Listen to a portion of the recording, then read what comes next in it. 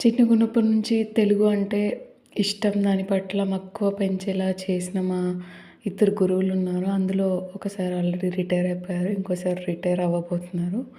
So, ఆయన కోసం as a gratitude నేను రాసిన ఒక కవిత.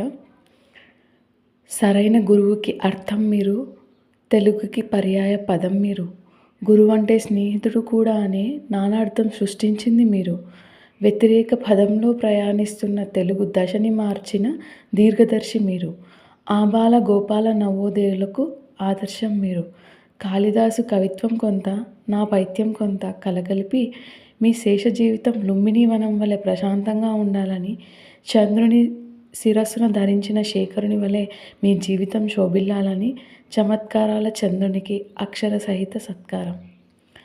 ఇందులో అంటే మనం చిన్నగున్నప్పుడు నేర్చుకున్న అర్థాలు, పర్యాయ పదాలు, నానార్థాలు, వ్యతిరేక పదాలు, జాతీయాలు, సామెతలు, ఉపమాలంకారం, సమాసం అలాంటివన్నీ కలగలిపి మాకు నేర్పించిన వాటితోనే మా సార్‌కి గ్రాటిట్యూడ్ ఇచ్చేలా రాశాను.